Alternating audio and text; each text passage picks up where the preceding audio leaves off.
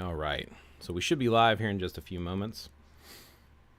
I'm making it a very big habit, apparently, of doing unplanned lives, where I just randomly feel like going live and then I just start going live. So today is no exception. I've been inspired recently. So there is a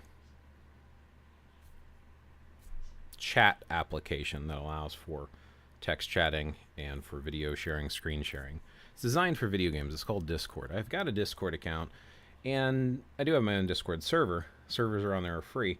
And I've run across some folks during some of my lives that have their own Discord servers. So I've jumped on their Discord servers, and I started to have conversations with them. And as I've started having conversations with them, I'm like, okay, this is kind of inspiring me to relook at some of the stuff that I have looked at previously. So I started looking at a lot of this stuff like back in the 90s, okay? So maybe about 30 years ago. When I was young, I had conversations with some of the individuals that were part of the church I was raised with. And when I was talking about basically what I now know as etheric touch or spiritual healing, they basically told me, oh, well, if you're not doing this in Jesus' name, it's like the devil's power. I'm like, that doesn't make any sense. So I started looking elsewhere. And I looked at books like my first book ever that had to do with it. My mom bought it for me. It was called Earth Power by Scott Cunningham, Techniques of Natural Magic. I still have it on the shelf over here. The original one that I had from 30 years ago. And I was like, okay, this stuff is really cool. Well, a lot of those books were printed through Llewellyn Publications. They were a big name back in the day. As I was talking to these folks on Discord, they're from various paths. Some of them are witches, Wiccans, Druids, a whole bunch of different folks. And we were speaking about things, and then I watched a couple other lives that people were doing where they were talking about this. And I'm like, okay, this has got me inspired to relook at some of the books that I grew up with. One thing I've noticed is that most revival reconstructionists, and I say revival reconstructionists because I genuinely believe most of what's practiced today is not directly connected with what was done in the past, or it has changed so much from the little we know. There's a separation we must have as a society, as a new age revival reconstruction movement. That's my personal view on that.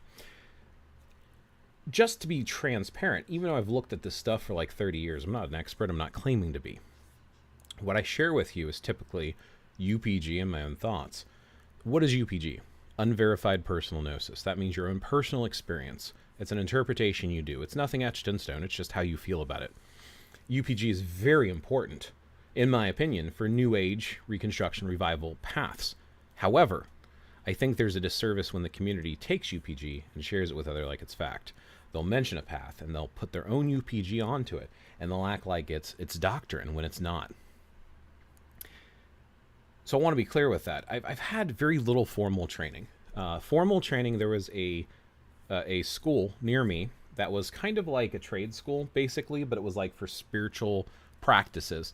And I remember taking Reiki level 1 and 2 certifications through their etheric touch and quantum vibrational healing. So I did those. Those were kind of cool. And then I also have had formal training in the American version of Chinese martial arts. There's a lot of the Neidan, internal alchemy type of arts, Qigong, Tai Chi Chuan, breathing techniques, meditation techniques, focusing different techniques with that. And that has been some formal training. And then I also had some formal training through OBOD, Order of Bards of Witches and Druids. I joined them, got the distant learning program. They sent me the Bardic grade like 13 years ago. I've like dug through it here and there, and I've done some lessons and jumped back and forth and studied the triads and kind of bounce around. I bounce around in what I research all the time, which is why I've been looking at Wicca and witchcraft again through new eyes, through new inspiration, because of these individuals that I've been speaking with. So it's like, okay, all right. So I'm talking with these folks on Discord, and they're mentioning all this stuff about witchcraft, and I'm like, let me pick up these old books. And I started looking through these books, and it got me thinking, like, I need to do a live on this, because I think a lot of people get some mixed feelings, and they get very animate. So I see folks that are neo-pagan, new age, neo-heathen, and they pick up a book, They instantly start believing it, and they're willing to like defend that and fight to the death to defend what they've recently learned from a book. And most people I speak with seem to be book taught. And I'm not saying book taught is a bad thing, okay? I'm not criticizing. It's just most folks that I've spoken with have been book taught individuals. Let's clarify what I mean by that. Most people, like myself, were raised with a monotheistic path because that's usually what society, especially in the United States, is based around. And at a certain age, like myself, they will discover something that doesn't necessarily fit with the whole mindset of the monotheistic churches in America, and they start looking elsewhere. When they do that, they pick up books, and that's where they start their journey. Again, nothing wrong with that whatsoever. The problem comes when we don't start asking why and where does this come from. And that's what I've been trying to do with my time lately. The last, 2 or 3 years, I've spent a lot of time focusing on what exactly is the origin and source of these paths. How do we know they're true and right? And actually, let me give it a shout out really quick. So I've been watching 2 other live broadcasts like what I've been doing, and I think they're both really cool, and I definitely recommend checking them out when they go live. I think it's important to listen to multiple folks. So here in the chat, I'm going to post Pagan Coffee Talk. So that's one. And then the other one is called Cauldron Brew. So a little shout out to Pagan Coffee Talk and Cauldron Brew.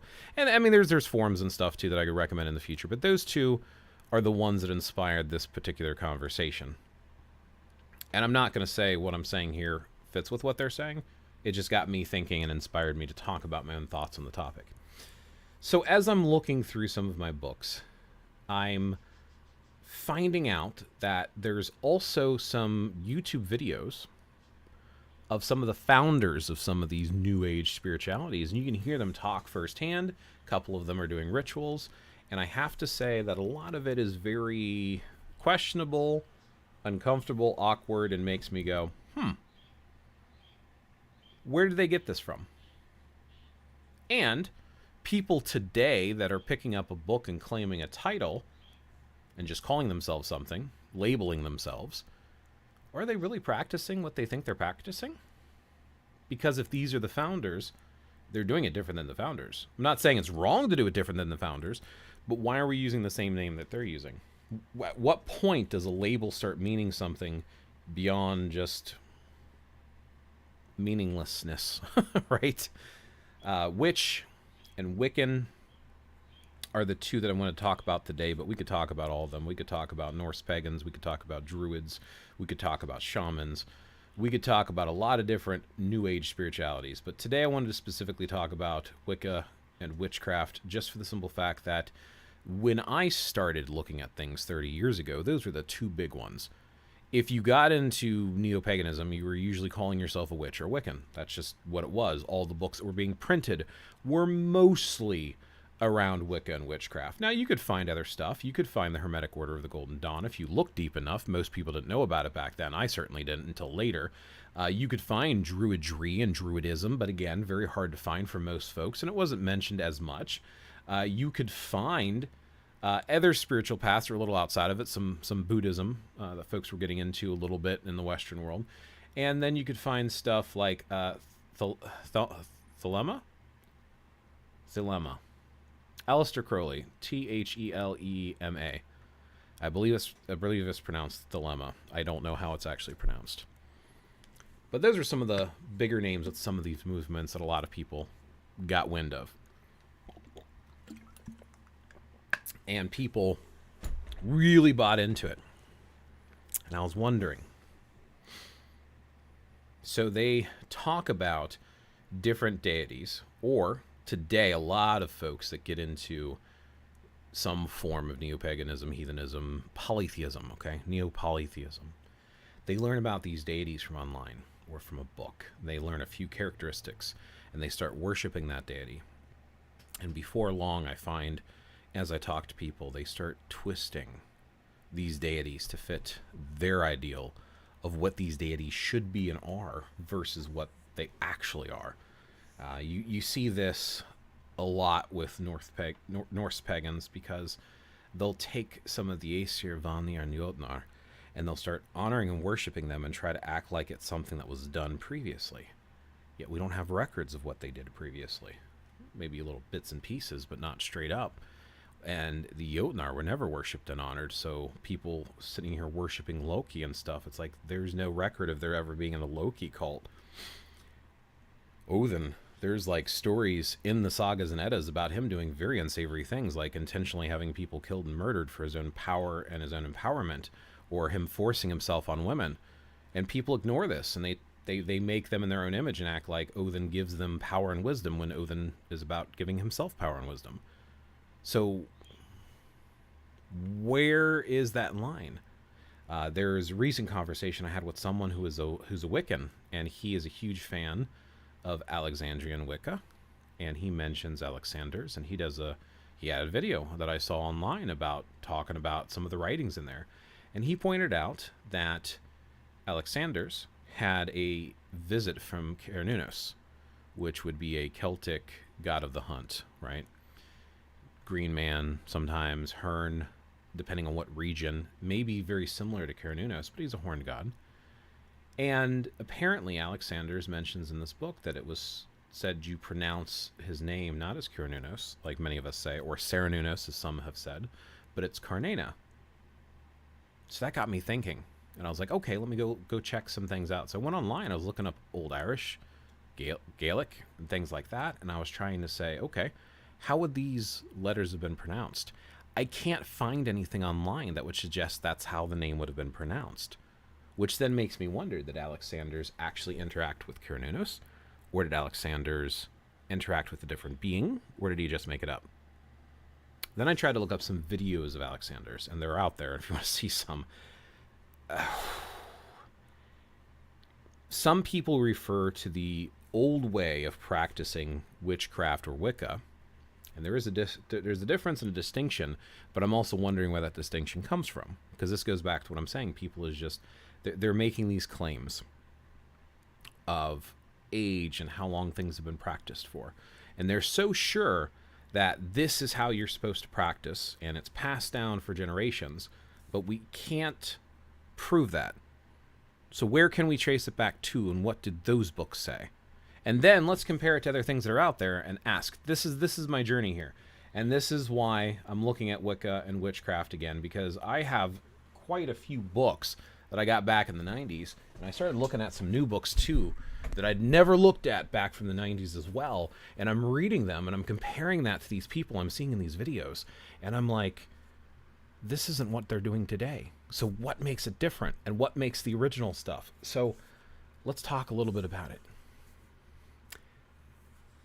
Apparently, back in the early 1900s, let's say 1940, 1950-ish, that type of an era, it seems like the books that had started being published made Wicca known into the public, and that was the big claim, is they were claiming that this is introducing something that's already been there.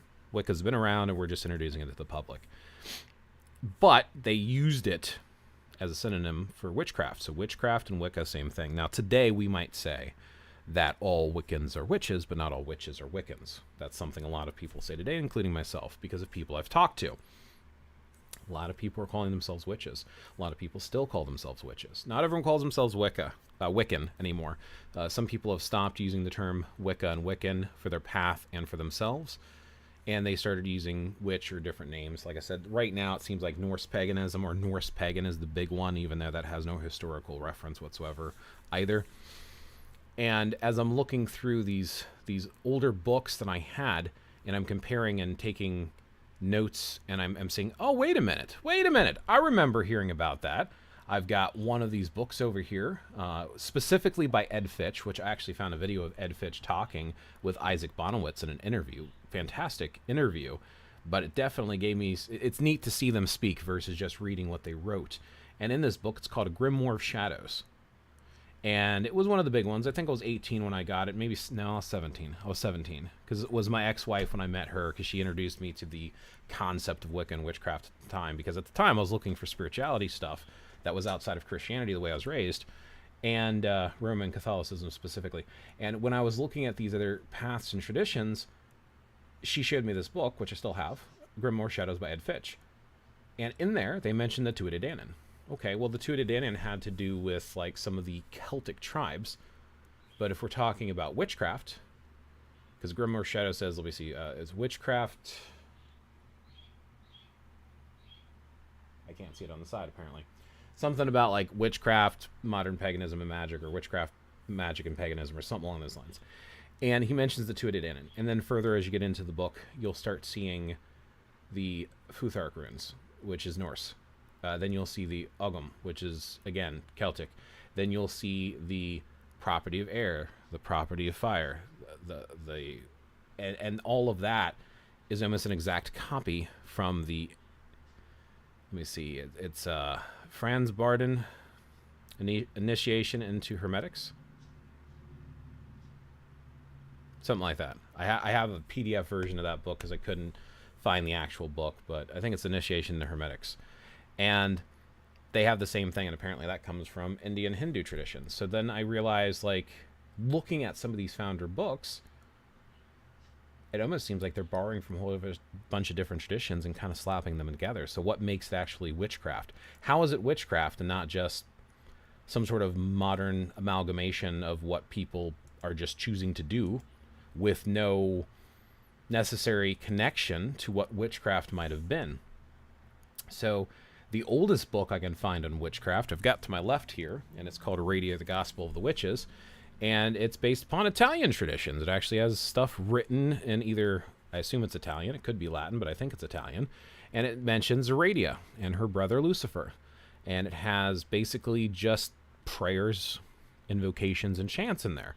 It doesn't say anything about ritual tools or magical tools. You can find those in a Grimoire of Shadows, or you can find those in the other big books that were brought out around the same time, which would be stuff like Wicca, Guide to the Solitary Practitioner by Scott Cunningham, which I also have over here as well.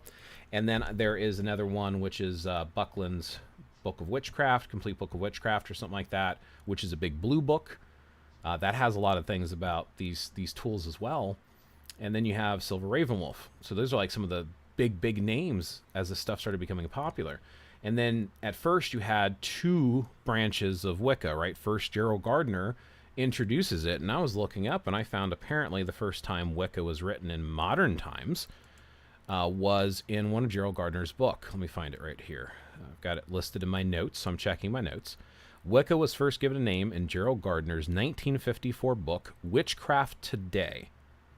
So that was the first time it was mentioned. So there's these claims that, oh, well, they're using Wicca to kind of, because people don't really accept the word witch, but then other people have said, well, it's always been called Wicca. And if you look up the root word of witch, etymology, look up etymology.com, which apparently comes from the Anglo-Saxon word witcha and witche, which was specifically like basically a wise individual of the Anglo-Saxon people. So it's British, right? Basically, Anglo-Saxon, British, close enough. But then why are they mixing in Celtic stuff? And why are they mixing in Norse stuff? And why are they mixing in Hindu stuff? Zokru, folk stuff and unfinished math, there is no clean divide. And they just keep weaving loopholes between the two. Yeah. And I think that's what really got me taken aback. So back in the day, I don't remember if I ever called myself a witch or Wiccan. If I did, it was probably for maybe about a year, if that. I can't remember. It's 30 years ago. I can't remember. But I know I didn't stick with it long. But I also remember when I was talking to my ex-wife, I remember comparing the fact that she called herself a witch.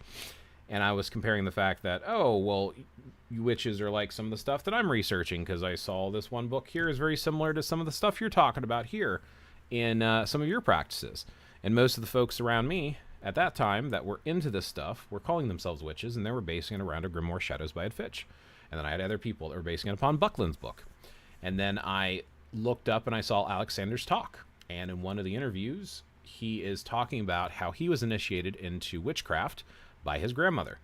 And during the initiation ritual, because he was of the blood, she cut his scrotum because he had to bleed because he was of the blood or something weird like that. And I'm like, I'm sorry, excuse me, what? I'm dead serious. I will show you the interview. It is, you can see it online. It is, he literally said this. And I was a little dumbfounded. Like, wait a minute. What? And then I also, apparently, like I said, I'm sorry, I was starting that there was different traditions. So if Gerald Gardner started with Wicca, we call that Gardenian Wicca. Okay? He apparently trained other individuals, including Alexanders, who made Alexandrian Wicca. And then apparently there's also a Carillion or Cornelian Wicca, which is another branch of it. And then you have other branches like Dianic Wicca and witchcraft and British traditional witchcraft. And so there's a whole bunch of different sects and stuff. But apparently the oldest one I could find mention of Wicca and witchcraft in modern times would be Gardner. Now, if you step back a little bit before that, you have 1899 Aradia or Gospel of the Witches. I can't find anything older than that. That's not to say it doesn't exist. I just haven't found it. People have claimed they burned books. Okay, then how are people today connected to the term witch? Don't we look back at the origin and the source of where this stuff came from? And apparently, according to Gardner and Sanders, you're supposed to practice skyclad. You're supposed to be naked. In their books, it's very clear about that. In Buckland's big blue book of magic, apparently, in order to be initiated, you have to be initiated by the opposite sex. So if you're a male, it has to be done by a woman. If you're a woman, it has to be done by a man. And you're supposed to be blindfolded, have your hands tied behind your back, and have a noose around your neck. And they're supposed to anoint your body with certain symbols, and they're supposed to anoint your genitals too. And I wonder how many modern witches have actually done that. So is it still witchcraft if you changed it into something else? Now, one person I was talking to online recently, I saw her doing her book review on Buckland's blue book. And I asked her in a comment. She was nice enough to reply. And I said, well, at what point is it still witchcraft? Because it's like, and for her, she says she doesn't consider it to be what's in there witchcraft, because she's very uncomfortable with the book. She has it for historical purposes, but not to practice or to work out of. And she said she would not be comfortable going through that type of initiation. And individuals like Scott Cunningham with Wicca Guide for a Solitary Practitioner, and even Doreen Valentine, she mentions in one of her interviews, Doreen was also a student, I believe, of Gardner's. She mentions in one of her videos who initiated the first witch. So why can't you initiate yourself? So people started opening that up to making it a self-initiation versus having someone else initiate you. But some of the practices, people refer to this as the old guard.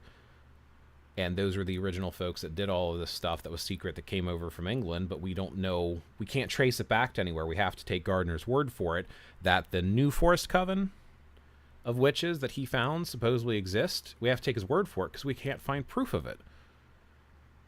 So if those are the first time we have practices written down and we can find the same practices in other traditions with things mixed in, how do you sort that out? Christina Bailey, cafeteria witchcraft, right? Yeah. They hated Gallio? Who hated Gallio? But I don't... This is the problem I'm seeing with neo-paganism, specifically with witches and Wiccans, is what is it? Every time I ask someone to define what witchcraft is, nobody can give me a straight answer. And if they do, it's usually a vagueness. Oh, it's a vagueness of magic. And I work with magic, they work with the elements. And then I've had some people that swear up and down that witchcraft is not religious. Other people use it as a synonym for Wicca. So is it just another name for Wicca and it's all the same thing? Is it something separate? Is it religious? Is it a religion? Is it a spirituality? Is it a magical practice? What is it? Because I have some people, they'll say they're Christian witches. Well, according to Buckland in one of his interviews from 74, I think it was 74, I got stuff written down. Check in my links. Again, I want to link stuff. So that's his 1989 one. There's one before that. Yeah, 1971, there's an interview Buckland was doing. And he says you can't be a Christian witch because it would be like being a Christian Jew. It's two different belief systems, it's two different faiths. And according to him, witchcraft is 100% a religion. But then other people I've heard say it's not. But then again, is it not? It's not based upon what? And what is it that you're actually doing? Because the only handbooks that I can find that you're actually doing stuff is some of the stuff with the skyclad and binding and kind of questionable stuff that is done. There's a video of Alexander's initiating a new witch.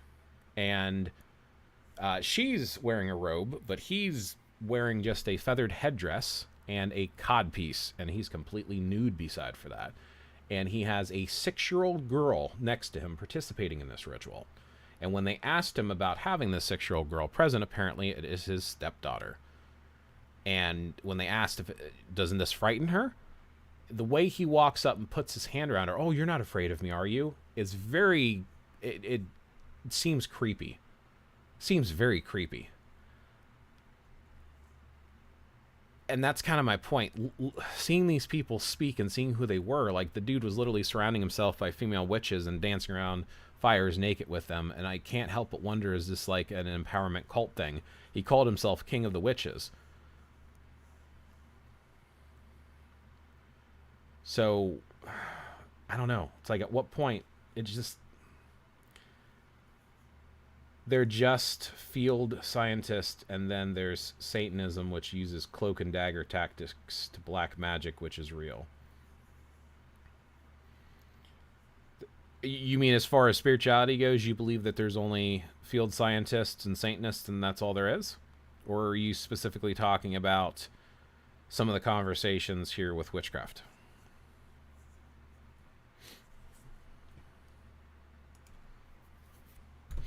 I must want to pull up some of these interviews here to like reference them in here. I mean, the same thing, like even when you talk, there's a couple interviews with Gardner on some of these videos, and he's talking about the importance of nudity and stuff. And I guess I get to a certain point, the whole idea of working skyclad and being in complete naturalness, I kind of get that to a certain degree, but I don't know. I think Wicca is just touching on field science. Yeah. Okay. Like centuries ahead. I mean, it's possible, but again, like, what is modern Wicca and witchcraft if it's been so different from when it was first started? And if these founders were doing these interesting and mildly questionable practices, what's the connection? What's the connection? The old ritual. Okay, let me pull this up really quick. Give me 1 second here. Let me set some things up on my desktop. Should have had this stuff ready in advance, but I've got it now, so. All right, so I'm going to pull this up, and then I'm going to pull up this video here, and we'll see if this is, we'll see how this looks, if this is in a good spot. Okay, so here is my video. Let me pull this over to the side for a second, over here. And if I go here, yeah. I think you can see okay. So this is from Alder Lincurium. Is this the one I was looking for? No, this is another one of his videos. This is not the video I was looking for. I'm sorry. But this does have some folks in here, like Alex Sanders is doing an interview in here, and Doreen Valentine is in here as well. This is, that's Sanders there. Whoops. That's Sanders with his wife right there. But that's not the video I was looking for. So let me go back over here. Let me find this other video. That's Power of the Witches with Doreen, Eleanor Bone, Alex, and Maxine Sanders. But I was looking for, so here's, this is the one. This is the one I was looking for. Okay. Yep, this is it. So this is what witches do, is the uploader of this video. And this is where he's talking about being initiated by his grandmother, which then makes me question, why did he have to be initiated in Gerald Gardner's tradition if he was already initiated by his grandma, right? The little sickle knife, she drew blood from my scrotum. So I was blooded because I'm the blood. And all my children are the blood. So he was bloodied. They drew blood from his scrotum, and his grandmother did that, which is kind of, this is Doreen Valentine, by the way, who's another pretty popular and famous author. But then there's this other part here towards the, I thought it was towards the, maybe it's a little bit sooner. I thought it was in this video. Yeah. Yeah, so he's doing this initiation ritual. Now, he's not completely naked here, okay? But that is a 6-year-old girl right over here next to him. That's apparently his stepdaughter. And in 1962 was elected King of the Witches. Always the showman, ceremonies like this fire ritual have earned him a fortune. Wasn't he a little bit frightened? Are you frightened of me? We could do rituals for them, couldn't we? Shall we do a little? Shall we? You know, the tree would like to do it with me. Put the music back on, Nicky, just for 1 minute.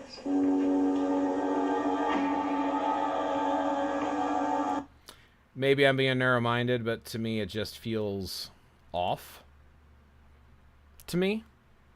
But again, it's like finding some of the stuff now and looking it up and taking into consideration, like, okay, well, who are these people that wrote these books, and where do they get this information from, and how are they practicing? And it's just kind of, I don't know, it's just off-putting. Getting a comment through Discord, 1 second. She's watching as well. Islam has this similar thing with the Havas, which is Islamic magic, as they say. It is considered within religion as long as the magic is done in the name of Allah, even though Islam is very certain on how it is considered a sin to practice magic. It all feels like a way of cushioning for those who are not completely ready to abandon one dogma for another. Sorry for posting comments here. YouTube chat does not work. That's okay. Don't mind you using Discord at all. I'm glad you're able to participate and watch, and I always appreciate the viewing. If you're fallen, it leads you to child... Whoa. See, so voodoo apparently is a practice within a spirituality called hoodoo. And I don't know of any child sacrifice stuff that they do with hoodoo or voodoo. And if you have references proving that, I would like to see those references, because instead of claiming that the sacrifices are done, I'd like to see evidence that that is a thing. I've never seen anything to suggest that. Nor have I ever met anyone who would do something like that, which that is a crime. A lot of these folks that are doing some of this new age spiritual stuff, especially today, and that's kind of my point. A lot of people are claiming these titles and these names are just giving themselves, I'm a witch, I'm a Wiccan. They're just saying that. And they're doing it because they picked up a book, read a few things, and now all of a sudden that's their religion and their spirituality. Even though in many cases they're still learning a lot about it, and they're asking themselves questions because they don't really know much about their religion because they read one book or they read a few lines on the internet and feel like they identify with that. Witch doctors. So interestingly enough, witch doctors is not witches. It's actually doctors against witches. Witch doctors actually fought against witchcraft. So throughout history, we have a lot of references to witches. We know witches were around a lot, but usually it was a very negative thing. It was not a good thing to be a witch. It was a bad thing, and there's horror stories about them, and they fought against them. Now, what they actually did for these so-called evil witches, we don't know. Their practices, their rituals, we don't know. Now, folks like Gardner and Sanders and Buckland claim they know. They claim that their creation of Wicca, or at least pulling together resources to create Wicca, or revival, what they will say is they'll say Wicca is part of the old practices, and the old practices were misunderstood. I don't know. There's this thing Buckland was talking about where there's some folk magic, and that's the thing. A lot of this stuff, and I've made this argument before too, that if you're looking for a reconnection with what folks are calling paganism, look to the cultural traditions of where your family comes from, or the families of those you're interested in learning about. People don't give up their traditions. If you look at the way that supposed Christians today practice, like Christmas, look at the way it's practiced in each of the different religions, but also look in the same religion in different countries. They practice it mildly differently. So if they're doing all of this stuff mildly different, then who's doing it the right way? I mean, and it's small things too, right? So like, I'll tell you about, so my family, right? My mom was born in Reykjavik, Iceland. In Iceland, they don't do Christmas, they do Jól. Now, everyone translates Jól, or Gleðileg Jól, as Merry Christmas, right? So Jól, they'll translate as Christmas. The word Jól is older than the word Christmas. And when they do celebrate it in Iceland, they don't do it on the 25th of December, they do it on the 24th of December. They don't hang up stockings, they put shoes in the window. And they don't fill the shoes with like treats and toys, they fill it with fruit. Because on Iceland, it was so rare to get these fruits from the mainland, so it was a special treat for them. They don't have a Santa Claus, they have the Yule lads. And the Yule lads, there's 12 of them, and they all have different personalities and things that they do. And their mother is Grilla, and if you don't behave during Yule, Grilla will come and take you away and cook you up and eat you. And there is this cat, I can't remember the cat's name, but the cat, if you don't get clothes for Yule, the cat will come and eat you. So it's like they have all these different traditions that were not done anywhere else in the world, yet it's supposed to be, I think in Iceland, the main church is Lutheran. So Lutheranism is the big one. But they don't give up their traditions. I've even heard in Iceland where they talk about the hidden folk, the Hurdafolk, the hidden people. And they have a story this one lady was telling. This is in a video on YouTube as well. Because again, you research what's available. Is it written down? Is it hearsay? Is it word of mouth? This is in a YouTube interview I saw in Iceland. And in this video, this lady is explaining the Hurdafolk. And apparently God came down to Adam and Eve, and some of their children were not well taken care of or washed, and they were dirty. They were all supposed to clean up because God was coming down. So they told them to go hide and keep away because they were an embarrassment, basically. And when God came down, he's like, well, not all your children are here. Some of them are not present. And they're like, well, what are you talking about? They're all here. And he's like, well, since you want to hide them from my eyes, they'll be hidden from everyone's eyes. And apparently they made them the invisible people, the Hurdafolk, because they tried to hide them from God, so God made them permanently invisible.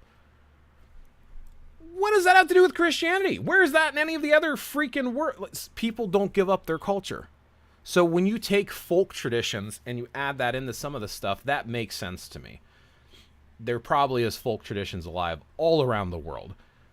But what makes that all witchcraft? What makes that all Wicca? And what is witchcraft and Wicca? Because if you go back to the old guard, which didn't share all their secrets because they're big on keeping quiet, the ones who wrote stuff down from the old guard versus the new guard, you'll have folks writing things down like the Wiccan Reed or the Witch's Reed of Chivalry, depending on which person you talk to. You'll know that they practice in covens. You'll know that it is a religion that honors certain sacred days, which are direct borrowings from different traditions. Like, for example, a lot of people know the word Samhain, which is, some people that don't know how to pronounce it will say Samhain, but it's actually pronounced Samhain. Samhain is the actual Irish word for the month November. It's not October 31st. It's November 1st. October 31st, which is now Halloween in America, is actually Samhain Eve. And there's an old Irish word for that day. It's called Ihahona. So it's, I don't know. That's my problem is there's so much reading and research and stuff to do, and people pick up part of it and they just run with it. Hey, swinged by to say hi. Sorry, missed Twitch. Hope you've been doing well. I am, Rookie. Thanks for swinging by. We have a lot of old traditions that the church kind of borrowed and passed it on instead of killing it. We have a lot of them. Right. I mean, and that's all you can do, because if you think about it, today when people are trying to learn new things about different religions and spiritualities, they continue to do it the way they're doing it. They just change the name of who they're doing it for. And you see this in many cultures. They want to convert people. Well, they're not going to give up their holidays and partying and stuff. So they just want them to change the name of it and who they're doing it for, and to go ahead and do your traditions. People stick with their traditions. They don't just disappear, which is why I think a lot of cultural traditions are outside of religion, and religion is just something that people do for a sense of being in control, in my opinion. Like Vardavar? I don't know what Vardavar is. What is the oldest text we can find on witchcraft even? That would be, like I said, the Book of Aradia, or the Gospel of Witches, written in 1899. That is the oldest one that specifically says witchcraft. Now, you do have some other books, such as... Hold on.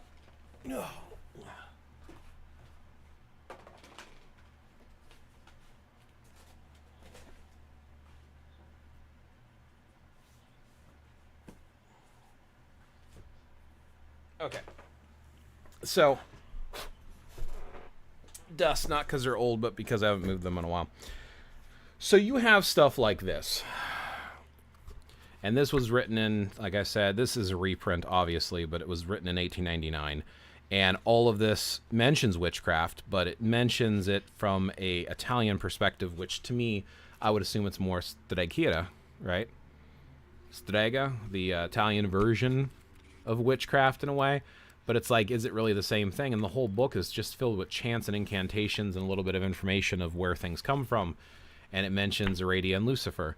Now, a lot of people will be like, oh, Lucifer, the devil! No, this is Lucifer pre-devil, because the Lucifer is the light bearer, right? Roughly. So there is actually a Lucifer that refers to a star or a sun deity versus being, you know, the Christian mythology stuff. So this is like a different type of version of that. But it's got prayers to Aradia and Lucifer. And here's the weird thing. So Diana has a brother, Lucifer, and apparently they have a kid, and it's Aradia. Aradia comes to Earth and is like the first witch, according to this book. But then you have other stuff like this one here, The Sacred Magic of Abramelin the Mage, which is, this is another book, and I forget when this one was written. See, I have a lot of this stuff written down, and I have some digital copies of some of these books, but I try to buy the physical copy of these as well. Magic Research, 9 rare books. And then you have stuff like Fighting Against Witchcraft, but usually it almost feels like witchcraft with some of this stuff. Here we go. So, Initiation into Hermetic Sacred Magic Edition by Franz Barden, 1956. So again, 1900s, right? And this was first published in Germany under the title of Der Weg zum wahren Adepten. And that one is like the Hermetics, but I don't think it's necessarily witchcraft. Then there's Radio, the Gospel of the Witches, 1899 by Charles Godfrey Leland. And I think I have, here's an online version if you want to see an online version of that book. Magus, Volume 1, 1801 by Francis Barrett. But the Magus doesn't specifically mention witchcraft, and in fact, in there it mentions God. And you work with God and God's magic in that. There's Codex Gigas Devil's Bible, attributed to Herman the Recluse from the 13th century. But again, no mention of witchcraft in there, even though people associate it with magic. There's the Book of Soga by John Dee, which was reprinted by Jane Coupland in 2014. I don't know when the original one is. There is the Pictrix of Gayat al-Hikam, which supposedly came from 1259, but was reprinted in 2010, and apparently the original version was in Arabic, and I have both a digital copy of the Arabic version as well as the translation. Then there's the Grand Grimoire, the Red Dragon, from the 16th century, but it's also known as the Gospel of Satan, and that was reprinted in 1910 from the 16th century. There's Forbidden Rites of a Necromancer's Manual by Richard Kickoff from 1998, but originally it was called the Munich Manual from the 15th century. There's the Gulger Book from the 16th century, which is an Icelandic one. There's the Hold Manuscript, Geir Vigfusson from 1860. Supposedly it was originally written in 1600s and they rewrote it. That has a lot of the symbols that folks try to do in the Norse Scandinavian stuff. The Book of the Sacred Magic of Abramelin the Mage. They copied it in 1932. So the original of this one was from 1450. But again, there's no mention specifically of witchcraft. There's the Key of Solomon from 1889, but was originally from the 14th century. There is Sefer Razal Ha-Malak Liber Razil Ak Angeli, or the Book of Razel the Angel from the 13th century, reprinted in 2000.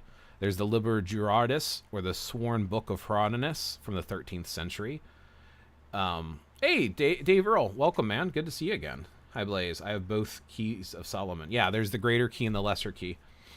But it's like a lot of this stuff, and there's more books than that, but there's a lot of it. But again, specifically calling it witchcraft, the oldest book I can find where it's mentioned as witchcraft is Aradia, the Gospel of Witches, which was printed in 1899 originally. That's the oldest one I can find mention of. And then all of these other ones are from the 1900s, right?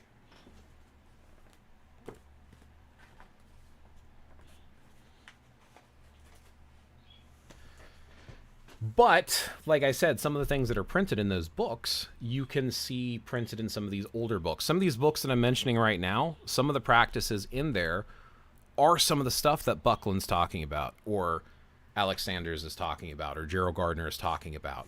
Which again, then it's like, so where's the line? Now, don't get me wrong, because it makes sense, because they're saying that the term witch, or from the old Anglo-Saxon word witcha and witche, meant a wise one. So someone who is wise is going to study everything they can. But at that point, it almost feels eclectic. which a lot of folks that tend to practice neo-paganism or neo-heathenry or new age polytheism of any kind have a tendency to do. They tend to find themselves in this eclectic camp where they learn from different sources and they blend it together to find their own path. But I feel like it causes a lot of confusion. And then it's like, so then that's the question, you know, do you want to practice old guard witchcraft? Is that really something you want to do? Because I'm willing to bet that the vast majority of people today who call themselves witches have not gone through a naked, blindfolded, hands tied anointing of the body ceremony. I bet you most of them haven't done it. Most of them have probably done self-initiation. And according to some of these books, it was Doreen Valentine and Scott Cunningham who suggested you could do a self-initiation. And I'm not criticizing folks that do that. I'm just saying, where do you separate that from? You know, so and that was one of the complaints. So when they started using the term old guard and new guard, the new guard was complaining that the old guard didn't support them because they kept their secrets and they kept things to themselves.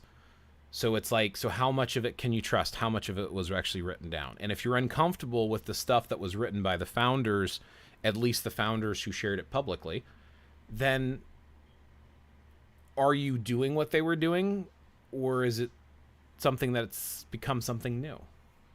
I mean, for the longest time, like I did there's an old video. One of my most popular videos, the biggest hit, my one-hit wonder on YouTube was Wicca versus witchcraft. And I was specifically mentioning that, you know, Wicca is not this old ancient practice. It's a modern thing from the 1950s from Gerald Gardner. Specifically using the term Wicca to denote the practice because, like I said, the old Anglo-Saxon word was witcha, which referred to an individual versus an actual practice. Apparently there was a witchcraft or something. I don't speak old English. It's Old English. Anglo-Saxons spoke Old English. I don't know how to pronounce the Old English version of it, but it was like witchcraft or something along those lines. And that was the practice. But when it started being used, and again, to give you the reference, 1954, Gerald Gardner, the first time we see Wicca written in modern is Magic Research, no, Witchcraft Research, Wicca. Wicca was first given a name by Gerald Gardner in 1954's book, Witchcraft Today. I can't find an older version of Wicca being written than that book. And again, just because I can't find it doesn't mean it doesn't exist. I'm just sharing with you my resources. And this is what started all this. I keep questioning all this stuff because people repeat and regurgitate things they see in some of these New Age books like by Llewellyn, but nobody wants to do the track work or the records to go find out where it came from. And when I've attempted to, I'm seeing practices like, aside from A Grimoire of Shadows, the other books that I've used that have, this again, back in the 90s when I was learning from books, A Grimoire of Shadows, Wicca, Wiccan practices, Wiccan beliefs and practices. I can't see the author. It was like Conway or something like that. Wicca, Guide to the Solitary Practitioner by Scott Cunningham. Witchcraft by Lai D. Angelis. Nocturnal Witchcraft by Constantinius. And those were the books that first introduced me to the concepts of these. And mostly it was Ed Fitch's book, Grimoire of Shadows. Modern, Paganism and Magic or something like that. I'd have to pull the book down to look at it. And then I also found out recently I had one of the folks that I gave a shout out to from Discord that we're talking about witchcraft with, specifically Malefius Maleficarum is not a book on how to do witchcraft. It's a book on how to attack witchcraft. I don't think it actually shows in that book. It's also called The Hammer of the Witches, Sword Sister. But that book tells you how to fight against witchcraft because during that time period, witchcraft was only talked about as being evil, which again could be a misconstruing what they were doing at the time, but we don't know how you actually practice witchcraft then. But I've seen that book, and I've actually got a digital PDF copy of that. Thank you for sending me that, by the way. I learned about that from Mr. Moon of Moon's Rare's books. He does a TikTok, so I like to he'll share old books and stuff, and that's one of the ones he talks about a lot, including some of the stuff like John Dee or that Abraham Mage one that I have, or the Magus one that I'm going to be ordering soon. I'm going to be ordering a physical copy of it. I've got a copy of it on my Kindle. Where was I going with this? Yeah, so that was like my first introduction to that, and A Grimoire Shadows was the big one that I was basing some of my understanding of witchcraft off of, but it's very, very, very specific on how you practice it. And back in the 90s, they interchanged Wicca and witchcraft left and right. But the concept or the idea of Wicca and witchcraft being two separate practices seems to be more late 1990s, and then into the 2000s was when you started separating them. Back in the early 90s, most of the folks that I met called themselves witches, but they were all Wiccans. And no one had a distinction between the two. And all the practices the witches were doing were the same thing as the Wiccans were doing. They all had some form of a reed. It was either the Wiccan reed or it was the witches' reed, you know. Bide ye Wiccan laws ye must, in perfect love and perfect trust. 8 words the Wiccan reed fulfilled, and ye harm none, do as ye will. And ever mind the rule of 3. What ye sends out comes back to thee. Follow this with mind and heart. Merry ye meet and merry ye part. That was the one that I learned back in 30 years ago. And I don't remember if I'm forgetting a line or not, because I remember there was something about let your words be spoken rhyme. But in that version of the reed, which could have been a short, I don't even remember who wrote that version of the reed, because there's a couple different versions of it. And I don't know if they're coven specific or if it's just people took the one out of the book and then reused it. So you see what I'm saying? So that's where I'm getting to with this. It's like a lot of the folks that called themselves Wiccan can at least attest to specific practices like the reed, celebrating the wheel of the year. There's initiation rituals and there's rites you have to go through, that there's a high priest and a high priestess, that there's a coven. Typically there will be 12 with one who's the high priest or high priestess, and you don't necessarily have to have both. Some traditions you do, some traditions you don't. Then apparently there's spin-off versions where you all have to be women and it's only women. And then some people will call the male witches warlocks, but then other ones will say no, because a warlock is an oath breaker because of the origin and root word use of the term warlock and where it comes from. It means a breaker of an oath. So that's actually a bad thing to be called warlock. But then other people will fight till they're blue in the face saying warlock is a male witch, period, because witches are females. So it's like, and you can actually find references to some of the Scottish traditions where there are practitioners of witchcraft who use the term warlock for males. But that's in like a Scottish tradition. But is the term warlock as oathbreaker older, or is that Scottish term older? You see what I'm saying? So it's like, okay, so there's maybe. So, and where am I getting this from? So warlock's definition I'm getting from etymology.com. The fact that people refer to themselves as warlock, because I've met people who call themselves warlocks. That's what people are telling me, and this is meeting them face to face. I'm sorry, let me read some of your comments. I've been on a little tirade for a second here. So Sword Sister also said 1450s is also the time where 3 books of occult were written by Agrippa. Yes. It's not specifically on witchcraft, of course. With witchcraft, you eventually hit the folk wall. No solid written word. What about Malleus Maleficarum? Yeah, and that's, you're bringing up the exact point that I'm trying to get to. At the end of the day, I feel like there are folk traditions that are all around, and those get passed on. Those have survived. People do stuff, they don't even know why they're doing it, and it has been passed on. But what makes it witchcraft? Because people are choosing to use it.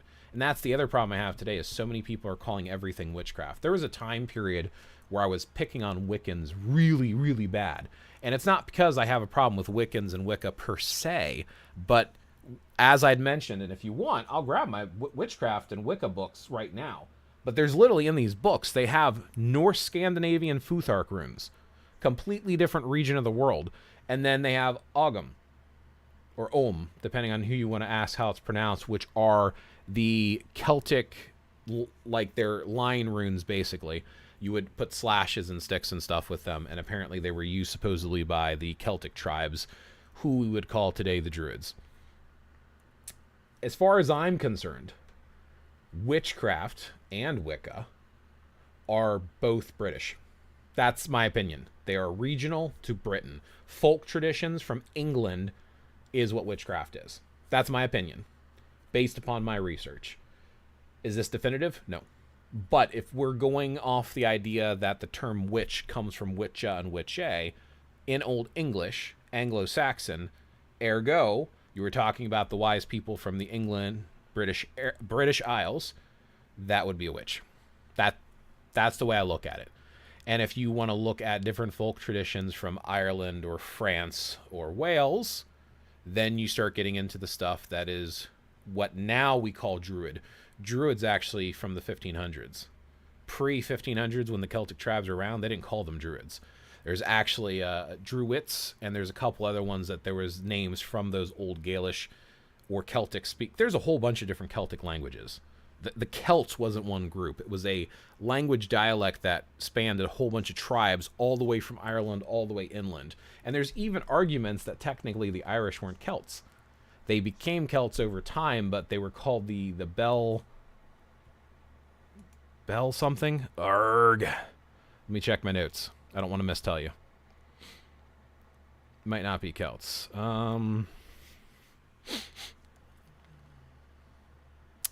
Bell Beakers. So apparently the Irish were the Bell Beakers, and eventually were later adapted some of the Celtic languages and were considered Celts over time. And then if you go up north to the Germanic tribes, or even further north to the Norse people, then you start getting the Scandinavian stuffs. Then those are your Norse traditions. That's where the Futhark runes are from. Although there were different versions of runes in the Anglo-Saxon area. The Anglo-Saxons had their own runes. They weren't the Futhark. The older Futhark and the younger Futhark are from the North Scandinavian people. So the ones that are written down in these books are actually the elder Futharks, so they would not be regionally the Anglo-Saxon runes. So that's why I'm like, so are they picking up other things? Or like I mentioned, the Initiation into Hermetics by Franz Burden, which was printed in Germany by a Czech author. And in that book, it has the 5 elements that are traditionally associated with Wicca and witchcraft. The principles of fire, principle of air. The term Akasha itself is a Hindu word, part of the Tattwas, the Tattwas. I don't know how to pronounce it. Tattwas is how I'm going to butcher it. Coming from Armenia, far away from everything, the rule also applies to my culture. We didn't give up our old traditions. Right. And especially if you're out in the sticks, right? That's where the term pagan comes from. It's a Latin term. Paganus or paganus, I don't know how it's pronounced. Country dweller, rural individual, non-combatant. You can look this up on etymology.com. You can look this up on different resources. Look up the definition of the term pagan. And basically, it was just a very generic term. Today, we use it to mean non-Christian for the most part. But it's individuals that were out in the sticks. So when Christianity spread, it spread through the cities, because the cities were the center hubs of learning information. Because back then, you only knew what your family taught you or what was immediately around you. So how did you get word of mouth? It spread to the cities. And those are the big centers of communication. That's where everyone came to. So the cities converted first, and the people out in the sticks kept with what they knew. If you look today in America, the Appalachian people, their version of Christianity is closer to paganism, in my opinion. This is no offense to Appalachian people. I actually admire it. Is closer to paganism than some of the so-called self-proclaimed pagans today. Some of them. They're one with the land. They look as God, as being part of the land, and they bring a lot of their traditions and cultures from Germany and Ireland, because a lot of the people in Appalachia are from those regions, and they have folk traditions and folk remedies and folk medicines, and are very nature-based because they live as one with the land. But they're still Christians. So it's interesting. It's very interesting, because again, these folk traditions stick with people from what I've seen. High Blaze, I have both Keys of Solomon. Malleus Maleficarum, also known as Hammer of the Witches. Yes, sir. Yes, sir. I personally feel this. Yes, there is the modern form of Wicca as put forth by old Gerald Gardner, but the practices go back to before recorded time. That's what I've been taught. It was obviously not called Wicca back at that time. Warlock is also the label given to a male Satanist, and females are labeled witches. So are you saying that in Satanism, or some of the... Because there's also multiple paths to Satanism. There's one group of Satanists that refer to them, they view Satan as a being. And then there's the other, and I believe it's actually the Anton LaVey's version of Satanism. Satan is not a being, it's a concept. So they don't believe in Satan as a being, they believe that it's a concept which is about self-fulfillment and getting the most out of life. And some of those Satanists, I've talked to some of them, I've met two. They said that in their belief system, basically, this is it. We cease to exist after this life. So you want to live life to its fullest. And it doesn't matter what it takes, and harming other people is irrelevant to them. It's just about living, getting the most out of your life while you have it. And I'm like, that's interesting. I don't agree with it, but that's interesting. Right. And I see what you're saying, Dave. And that's some of the stuff too. I've been re-looking what you missed earlier in the video is I was re-looking at some of the older traditions. And I've done this because of talking with you and talking with Pagan Coffee Talk and Cauldron Brew. And I'm like, you know what? Let me break out my old books. And now I want to go and get another copy of Buckland's Blue Book, because I've never owned it. My wife owned it, but we got rid of it, and I never read it. But there was a review I was recently listening to where in Buckland's book there's an initiation, and it must be done by someone of the opposite sex. So if you're a male, it has to be done by a woman. If you're a woman, it has to be done by a male. And during that initiation ceremony, in his version of witchcraft, that you have to get your hands bound behind your back, a noose around your neck, you need to be blindfolded, and you must be naked. And she was saying in this book review online that I saw on YouTube, this lady was saying that you have to enter the circle, kiss that high priest or high priestess, and they anoint your body, including your genitals. And this made her very uncomfortable. And I think a lot of people would be uncomfortable with that type of a thing. And I'm wondering where that practice comes from, because all we have to go off of is what people tell us, right?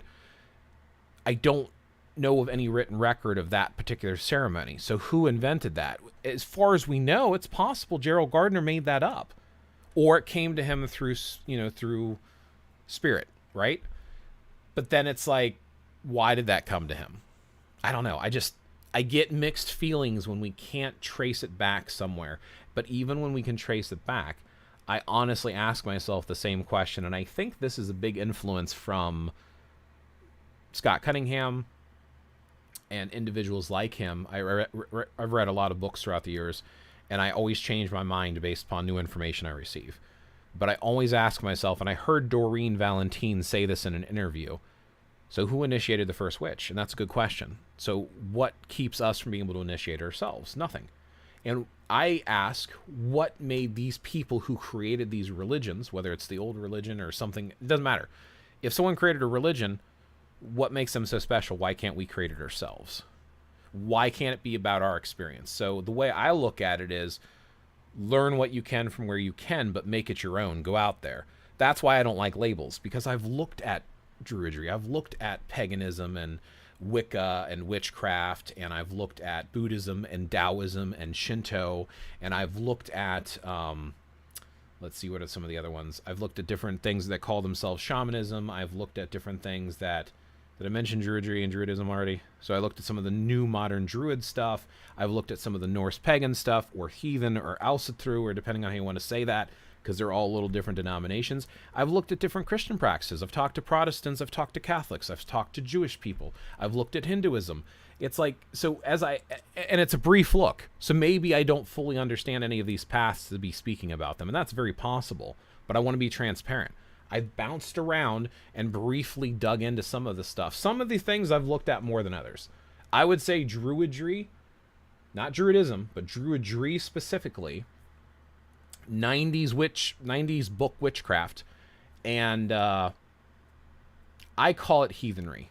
I don't like the term Norse paganism. That's just personal preference, but I call it heathenry. Some of the Icelandic stuff from heathenry. That's the stuff I've spent most of the time researching. All the other stuff I've bounced around it a little bit, but those three is where I've really, especially the Druidry stuff, because I have OBOD. Literally gives you a lesson a week for a year. I've got more stuff to work with. I could literally I've spent 13 years messing with that material for the Bardic grade already. There's a lot of stuff, even when you relook at it. I'm picking up old books, and there's some things that I've learned, and when I first picked up these books, I had no clue. I was taught using principles of the Church of Satan. I was not a member of the church, but my deacon taught us using the COS's guidelines. As you said, COS believes demons, Satan are archetypes. Where did Gardner get the idea to make what we know as the modern form of Wicca? He was trained and initiated by Dorothy Clutterbuck, who knows what she taught him regarding Wicca witchcraft. I didn't know there was a name for who initiated him. Thank you. You know, since last time we talked, I was actually looking up, and this is something I was talking about earlier, Dave, and since you're here, if you don't mind, let's discuss it. So I was looking up, let me write this down first, I'm sorry, witchcraft, and you can let me know if you want to talk about it. Yes, sir, cool. So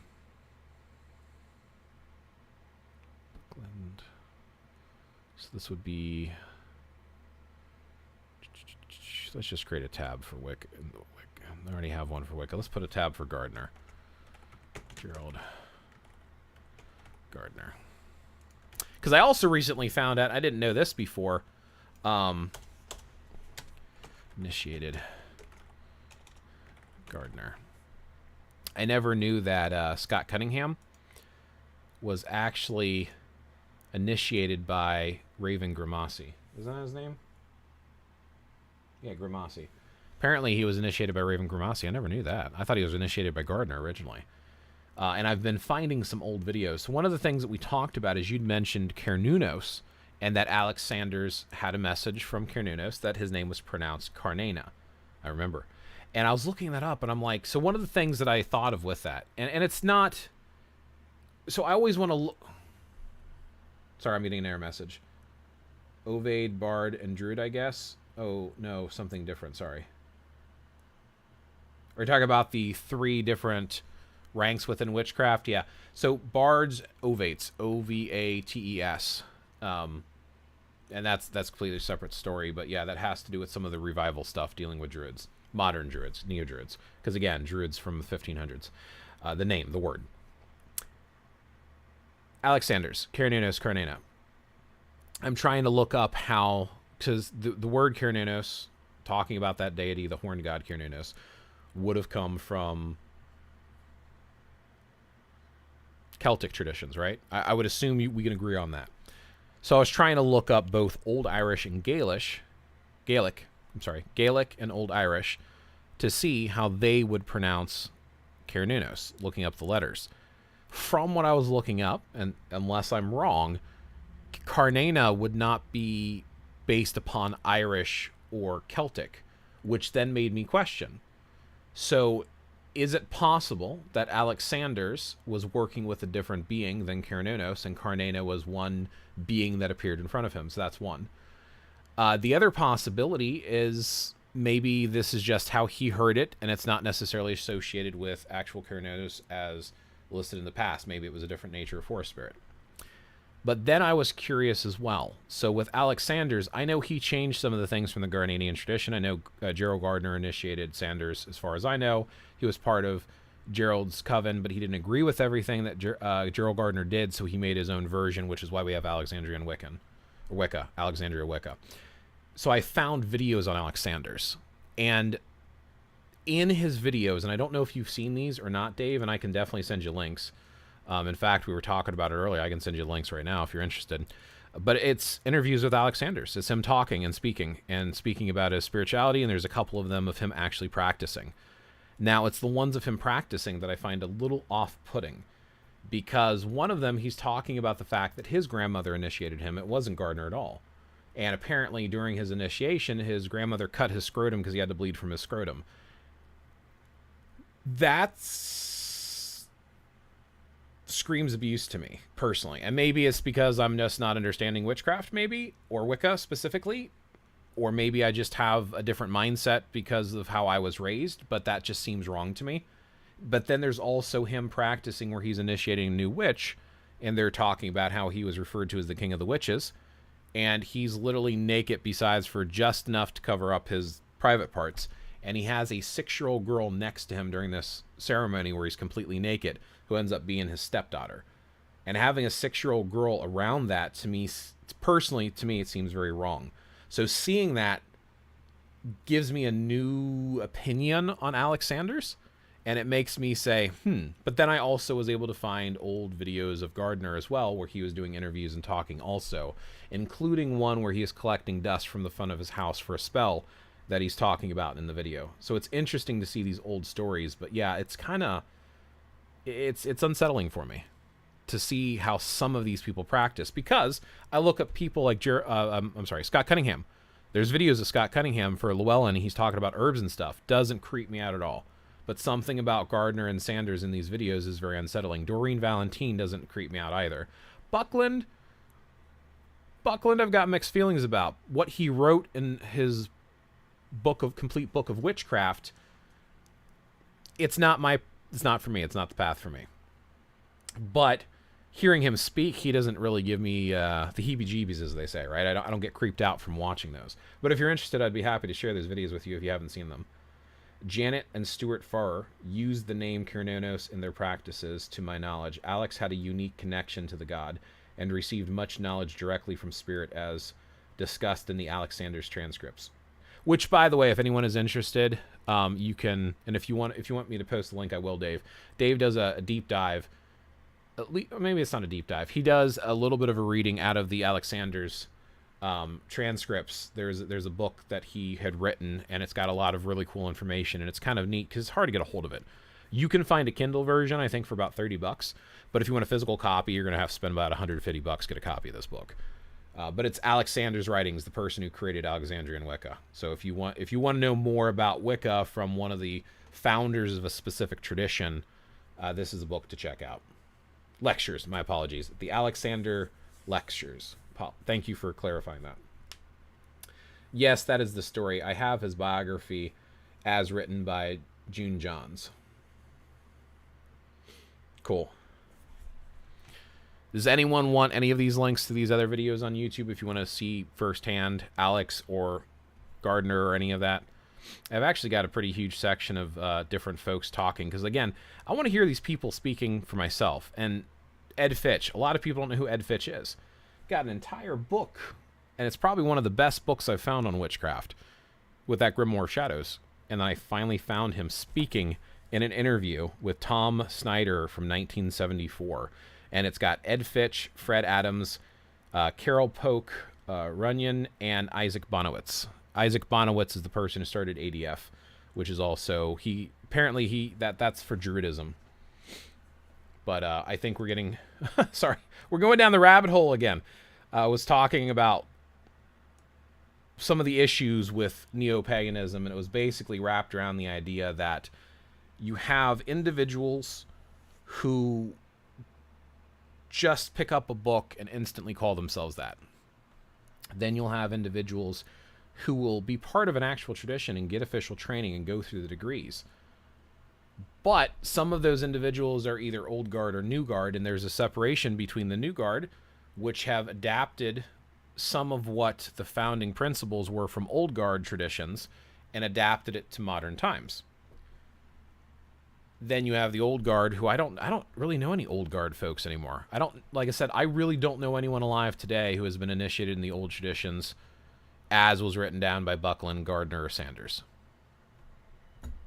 And if I have met someone who has, they haven't said anything about it. So, but again, one of the things that they mention is to keep silent. In fact, in 2 of my books about witchcraft, they talk about the 4 words of the Magus. In order to dare you, to will, to dare, to keep silent. To will, to dare, to know, to keep silent. 4 words of the Magus. To will, to dare, to know, to keep silent. And then one version of it, it just, instead of, I think it's to will, to know, to dare. And they leave out the keep silent part. But yeah, it is believed by many keeping silent is important for magical practice. Not saying it's wrong, but I like talking, so I'm going to talk. I call it the Irish portion, I guess, of my heritage. I don't know. In Irish traditions, they were very oral. They spoke, they didn't write it down, and it was about teaching through speaking. So I feel like this is falling into that bardic path of sharing information and speaking with others, giving a presentation. It's just what's comfortable for me personally. A true Wicca witch is initiated by another witch. That is the only way. Someone who picks up a book on Wicca and wants to call themselves a witch is not a true witch, not initiated witch. Right. Typically, they'll refer to them as the uninitiated. But, and maybe you've had a different experience than me, Dave, but I've met a lot more self-proclaimed witches. I call them book-taught.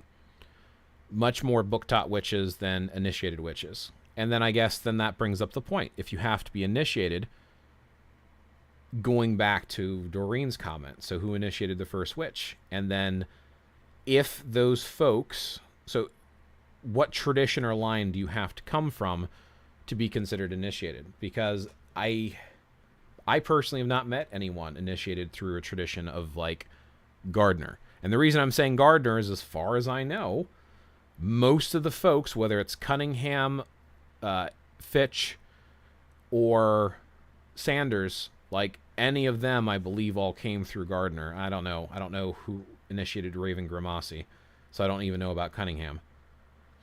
And I thought Doreen, Valentine, and Alexander's are both initiated through Gardner's coven, and I thought his high priestess is the one who initiated them because it had to be someone of the opposite gender. I don't know. But I think that right there's that's the mix. Like, I think you're bringing up the whole point I'm trying to get at there. We have people who do not get initiated, have no interest in getting initiated, and are still calling themselves witches. Or Wiccans, even. But if we don't have an organized central body of the practice, then who gets to draw or make that distinction? Who gets to draw that line?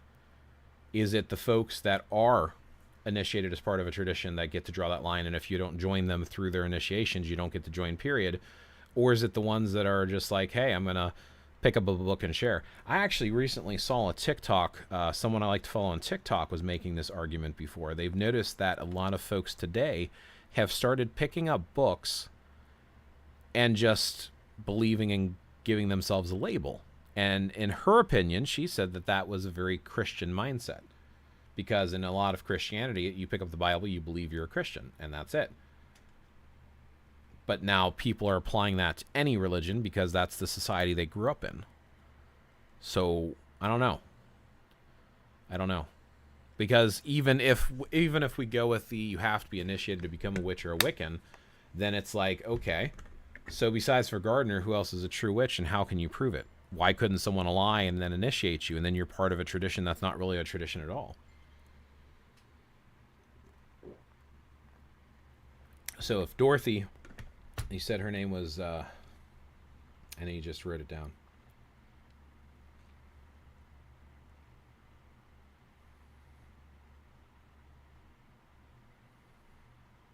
Dorothy Clutterbuck. If she was lying, does that mean there's no true witches left today?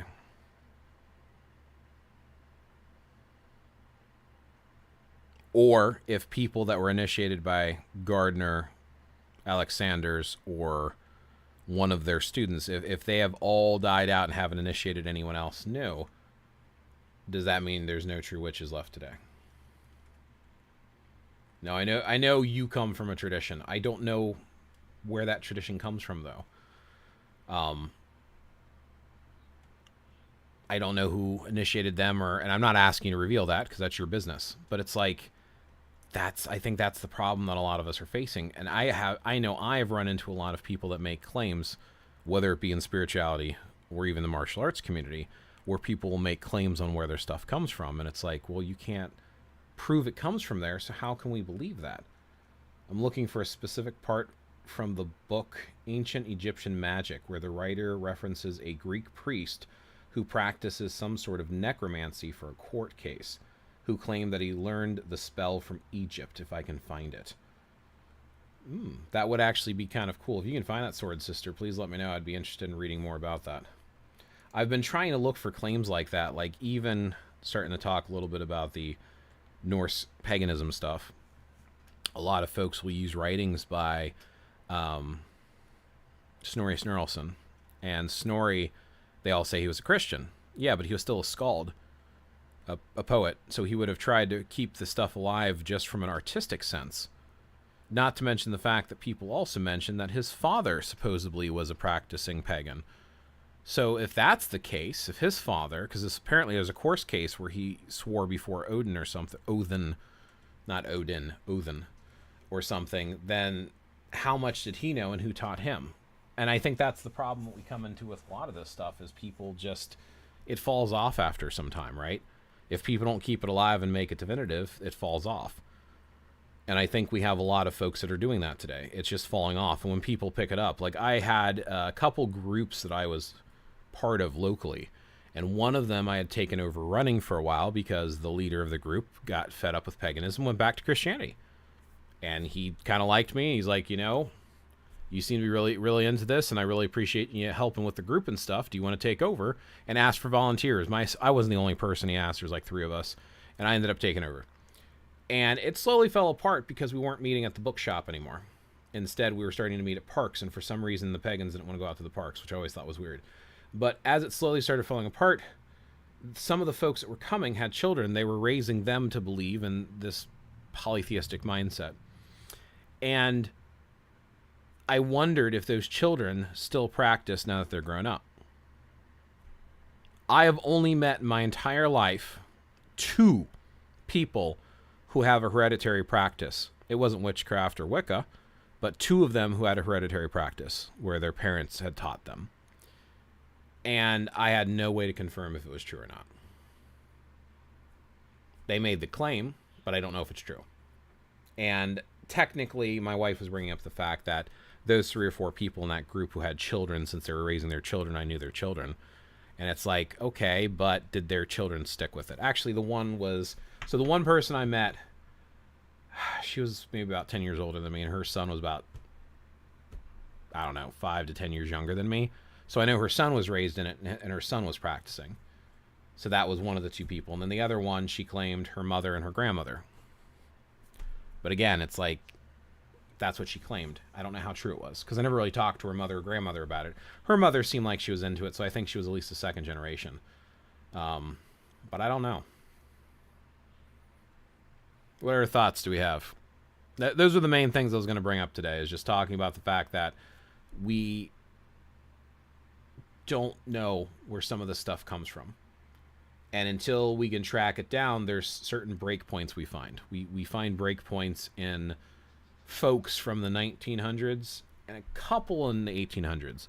But older than the 1800s, can't really find anything. Specifically with witch and witchcraft, the only thing I can find stops dead at 1899, as far as written down. When it's word of mouth, you have to be willing to trust the people, and if you can't prove it, to me it loses validity in a public conversation. In a private conversation, that's your business, who you believe or trust.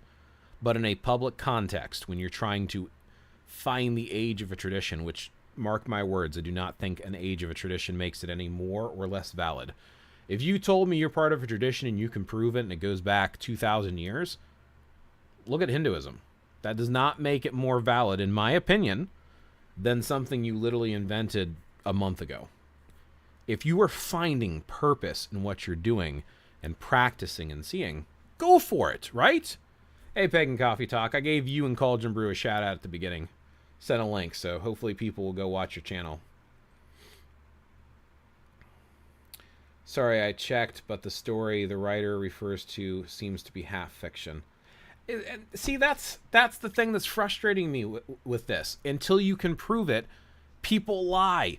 There is, you ever hear of the Nadrbok? Has anyone heard of the Nadrbok? Let me see if I'm pronouncing it right. The necropants from Iceland. Has anyone heard of those? I'll tell you the story, and then I will share with you the article, which basically it's full of shit.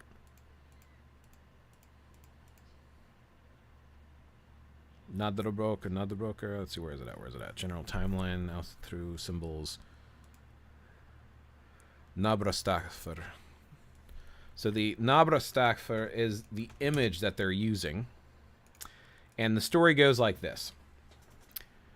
There's supposedly a spell book in Iceland. And if you took a dead man and you skinned him from the waist down, being careful not to tear the flesh, you would then rob a local widow and take a coin you robbed from her and put it into the scrotum of the skinned pants you took from this dead man, who has to be buried in an unsanctified grave. And you would wear these pants, and the scrotum would always have coins in it, so it would produce coins, and it's like, would make you rich, basically. And they have these pants hanging in the Icelandic sorcery museum, basically. There is a magical museum in Iceland which has a whole bunch of different stuff from Icelandic lore and tradition. The entire story is completely fabricated by the owner of the museum. But if you've heard of it, a lot of people believed in it, and they're like, oh, yeah, they did this thing in Iceland. They skinned people. No, they really didn't. It's completely fictional. And that's the problem I have, is people make up stories, and if you can't prove them, how can you believe them? So check this out. Wow, I'm glad you can pronounce that. A little bit. So, I'm not very fluent, but I speak a little Icelandic. I've been trying to learn so I can speak with my family. But I'm not very good. Here is another one. Thank you. I appreciate the compliment. Yeah, I learned some basic phrases, so I'm using that to kind of pronounce this. The accents, like the O I might be having wrong, but the first part, that A would be like an ow, so it would be a Naubrukarstaffer. Naubrukarstaffer. Something along those lines. But yeah, let's see. Ik tala bara smolves isenskul, and ik tala ekki vel. I speak a little Icelandic, but I do not speak it well. Golden Diane, good morning. Let's see. Tak fyrir, which means thanks or thank you.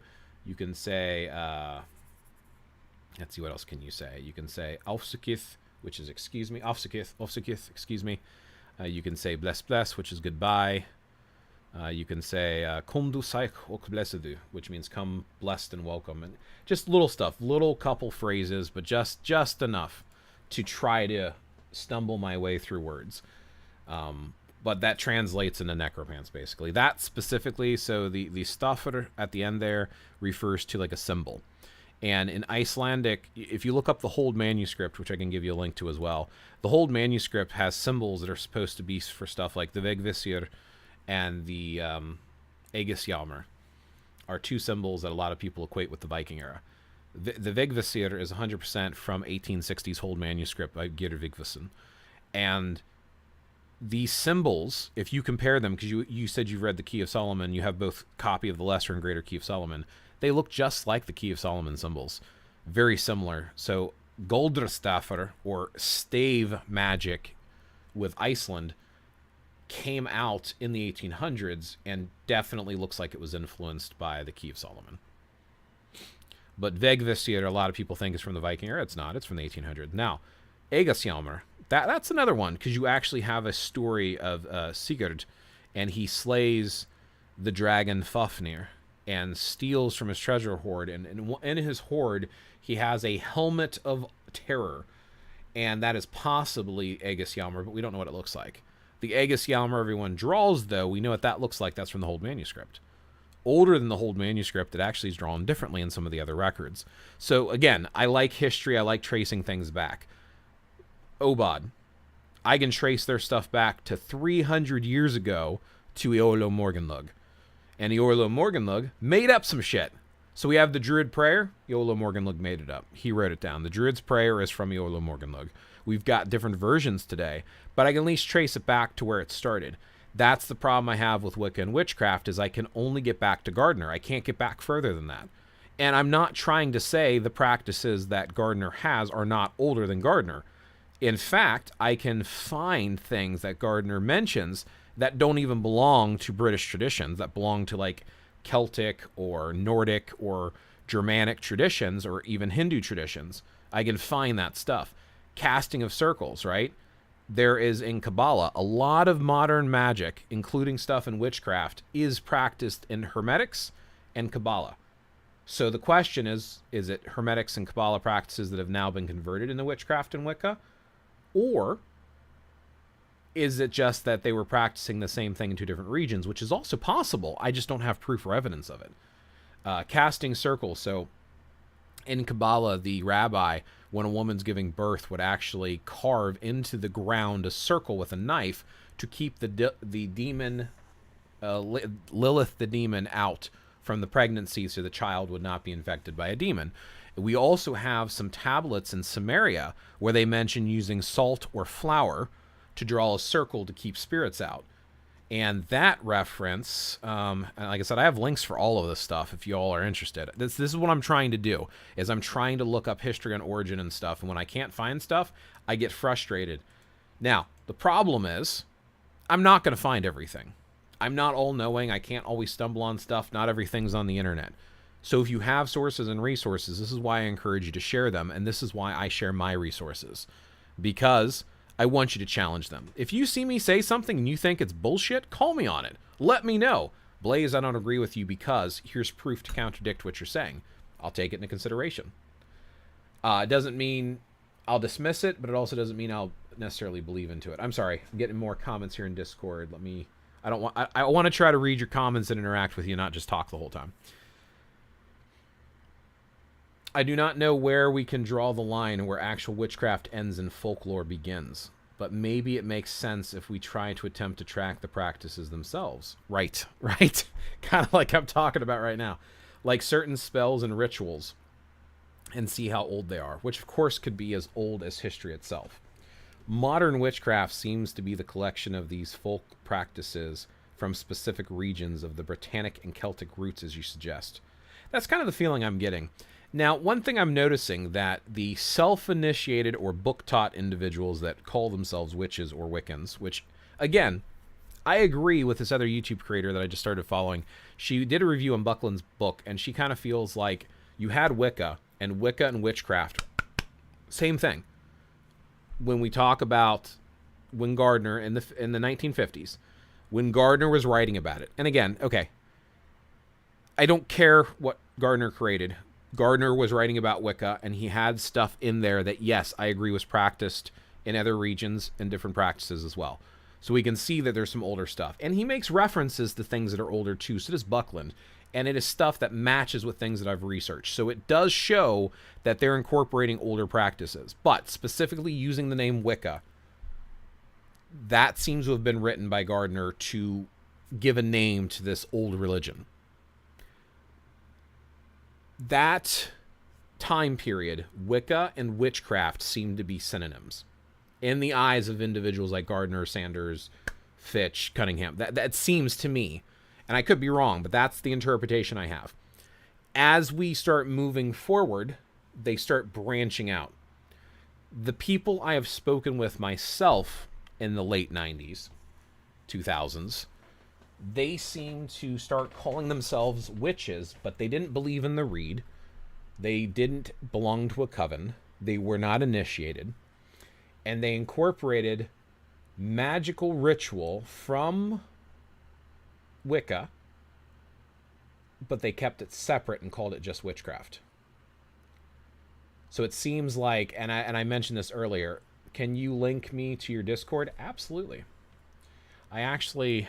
Let's see. I have a couple places I haven't commented. Let me grab it real quick for you. Give me one moment, please.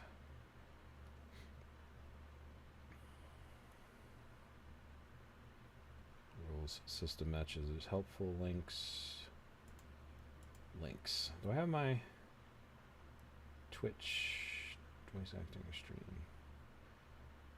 So it would be under here. I want to get you the link that doesn't expire, so I don't have to keep, because there's links that'll expire, but I have a universal one that never expires. So I want to grab you that one really quick. Dragon Grove Discord.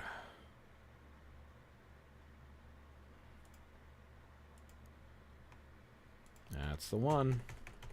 And anyone's welcome to join. So I've got a couple roles you have to agree to. Then you pick your roles. So since I do both gaming stuff and spirituality, you can choose if you want to be in the gaming ones or just choose the spiritual ones that you're interested in.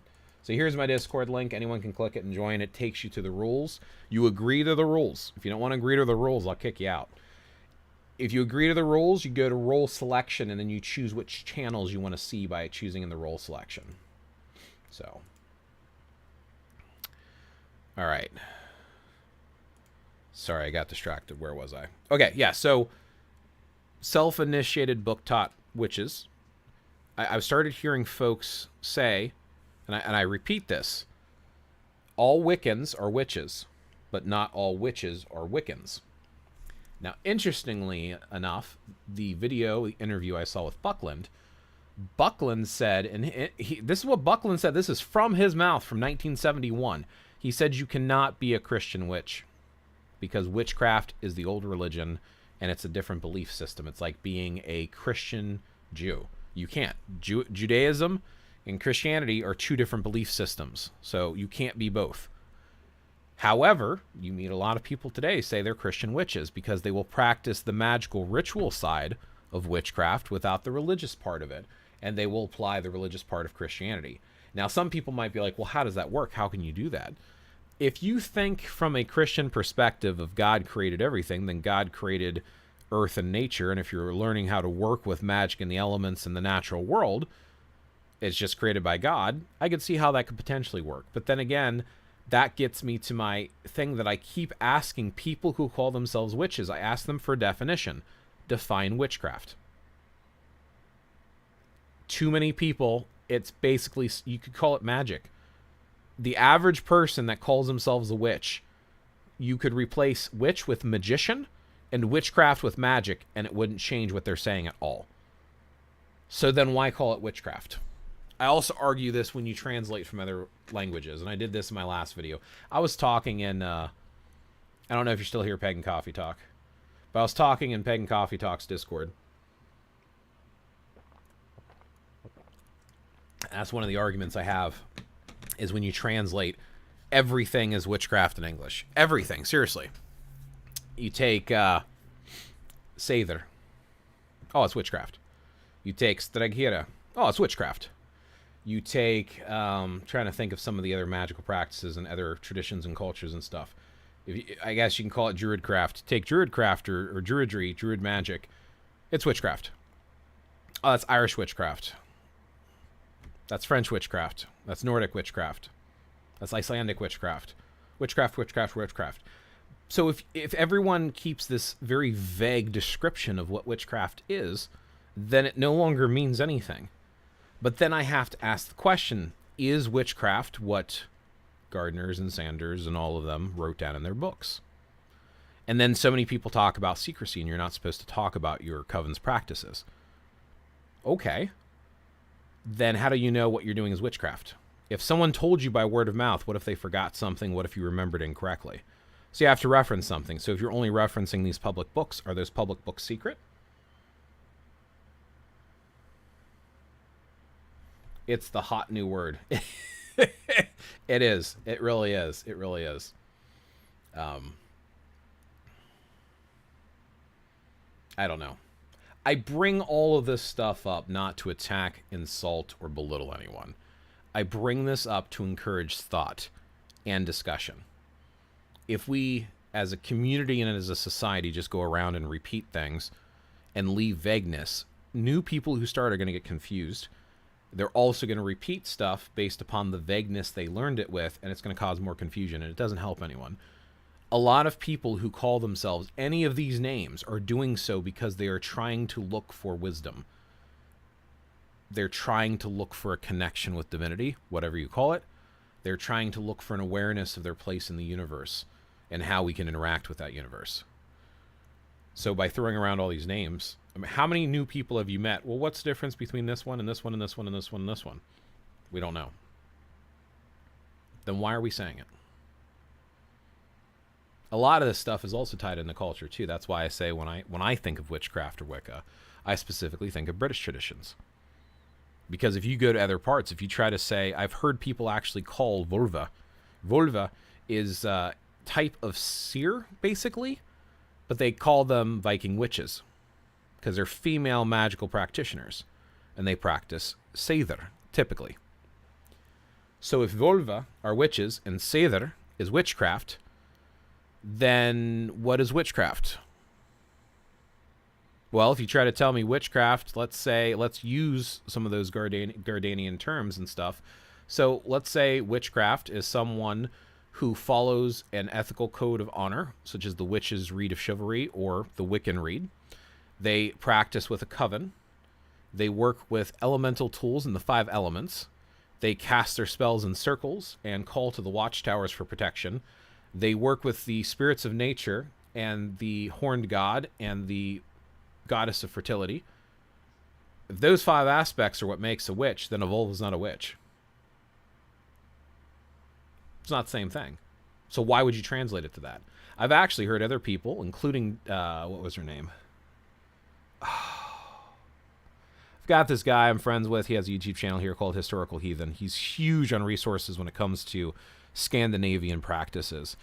And he always quotes this one lady who has translated the old sagas and Eddas into English. I can't remember her name. Son of a biscuit-eating bulldog. Anyway, point being is she translates Seidr into magic. No. We don't know how Seidr is practiced. A lot of people today will try to tell you how Seidr is practiced. Based upon what? Where was it written down? What's your proof of it?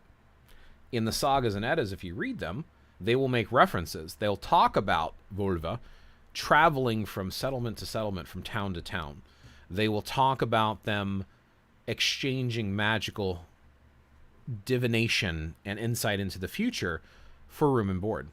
And sometimes if they didn't get favorable stuff, they would be attacked, hung, or killed, so they would run away.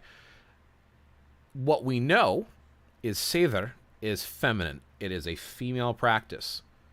And men who practiced it were called ergi, which means feminine, sissy. It basically would be the equivalent of, go back to the 80s.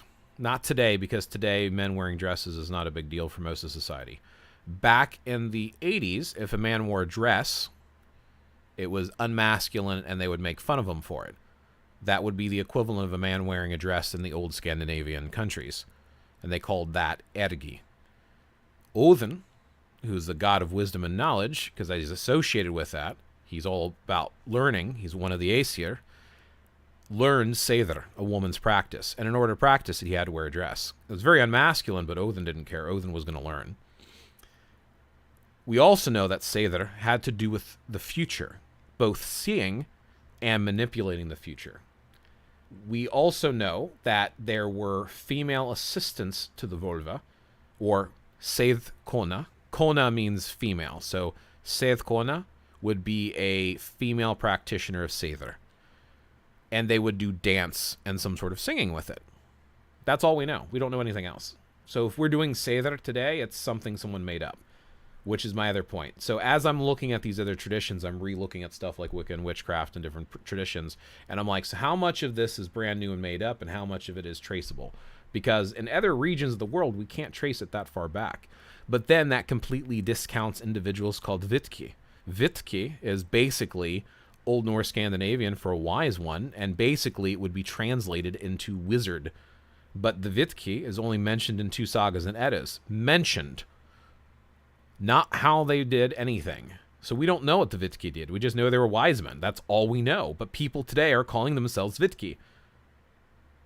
Like, what the... Like, come on. And then I'm looking up my notes again because there's a huge list. Let me read you some of the quote-unquote magic practices of old Scandinavia. And this is kind of the part that I was bringing up. I mentioned this in Pagan Coffee Talks Discord. But there is a word in Old Norse, and also in Icelandic, called fjolkingi, which roughly translates into much knowing. Fjolkingi makes more sense to me personally to translate that word into magic. Seidr. There was also Guldr. Guldr is basically, it deals with Athgola, which means to chant or to speak your words. Guldr, there is records of men practicing it that weren't considered ergi because it was just speech. And it's also believed that Guldr was included inside of Seidr. So Seidr might also practice Guldr, but not all people who practice Guldr would practice Seidr. Then there is Spauch, which means to foresee or uncover something through intuition. There is Guldr Ethkun, and I don't know what that one means, I just have it written down. Then there is also Hamfere, which means to change your shape through incantations or charms. There's Hamskifti, which is to change one's shape. So Hamsfjere is to do it by chanting something, right? But the actual act of doing it is this other part. And then there is someone who changes their shape, which is Hamskiftinger. That's somebody who does the changing of their shape. Then there is what's called Talfr, which is like an amulet or a talisman you wear around your neck. So technically, Mjolnir would be a type of Talfr.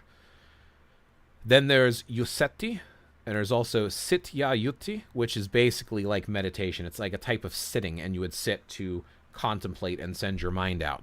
So there's all of this different stuff all of these different practices, and there's even different words for different people who practices different stuff. So where exactly does save therapy the only thing that translates into magic? How are not all of these practices magic? So if we lose stuff in translation, imagine how much we lose when we translate stuff into English today. Look at the term again, witchcraft, and witch comes from the old Anglo-Saxons word wicca, witche, and witchcraft. But what's the record for how those old tribal Anglo-Saxons practiced magic and spirituality? We know they had wise people, which would be the witche and the witcha, but what did they do? How do we know they did that? We have assumptions written down by some folks like Gardner, but how do we know he wrote it down correctly or it was passed by word of mouth correctly? How do we know it wasn't filled in or patched up by missing pieces? People today who are trying to rebuild Scandinavian practices are taking cultural practices and they're filling it in with other traditions. I've seen people, there's these videos of this person at prison, and they have a assembly of individuals. Sometimes you call them a kindred or a hof in North Scandinavian practices, revival reconstruction ones. If you take all the Mjolnirs from their neck, the one that the main priest is holding in his hand and the one from the wall, and if you turn them into crucifixes or crosses, it would look identical to a Christian Catholic church. Identical. Like literally change the symbol and it looks the same. So at what point are we actually practicing what we're claiming to practice versus slapping a name onto what we're already doing anyway? And do we really need a name to do it? I mean, if you're getting something out of it, can't you just practice it?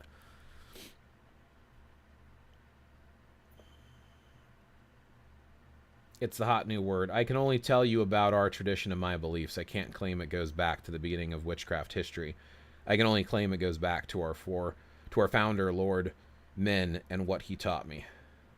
I'm glad you can pronounce those words. I would sprain my tongue trying to pronounce them.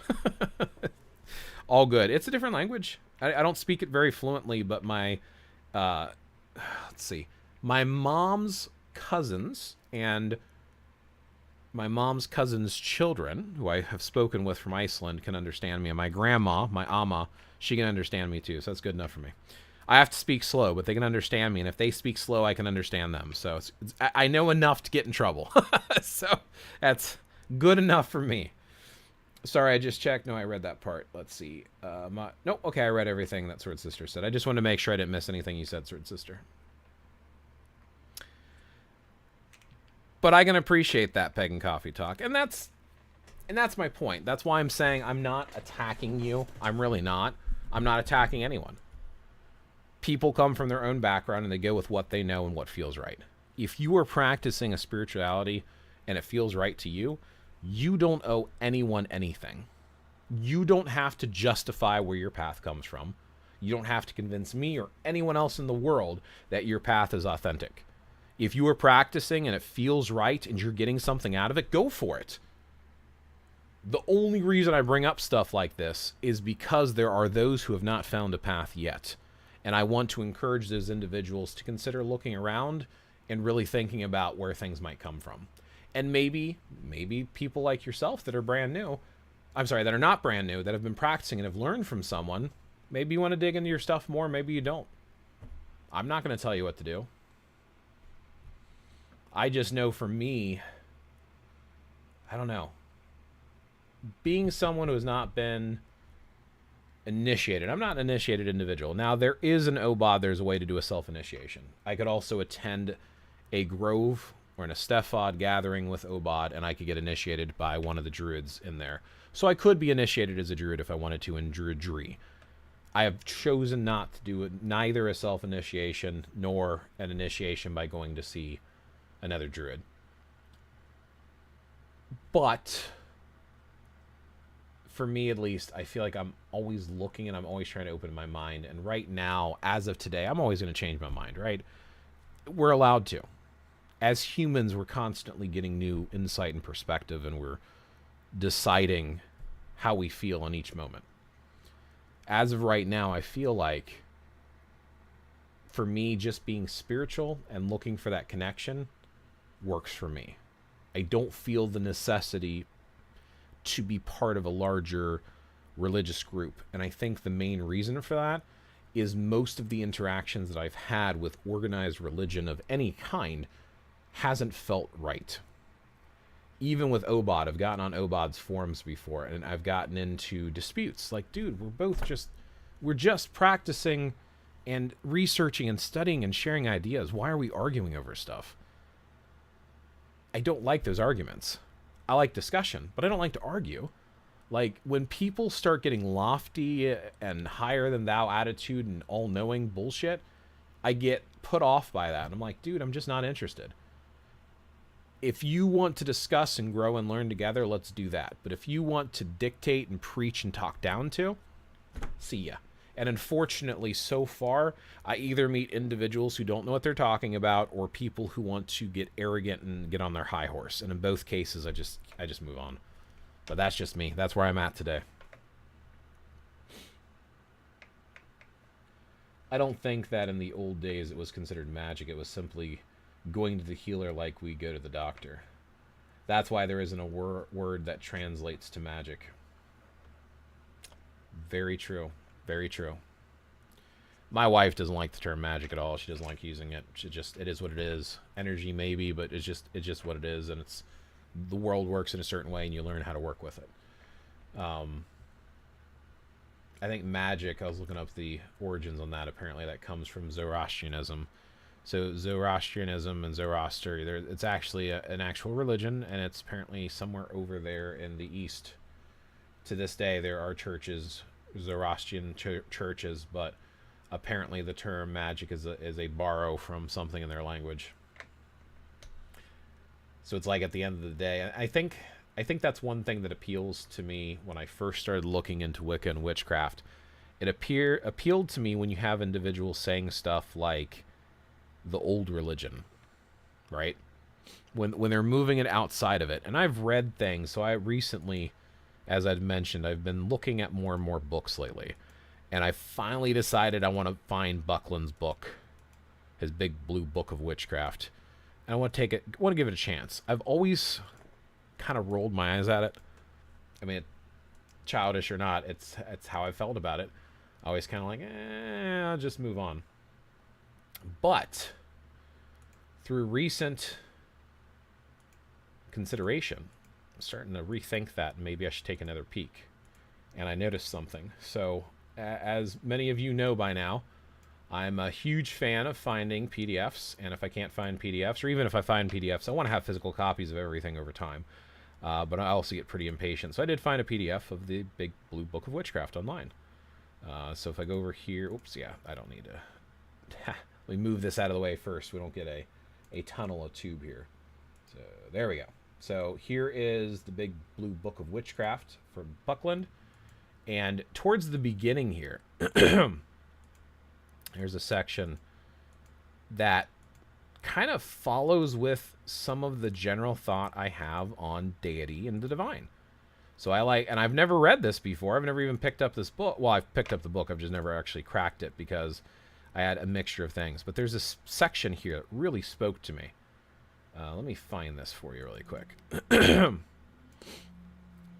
Where is it at? Somewhere here. Okay. The higher power. So I'm looking at right here, this section, right?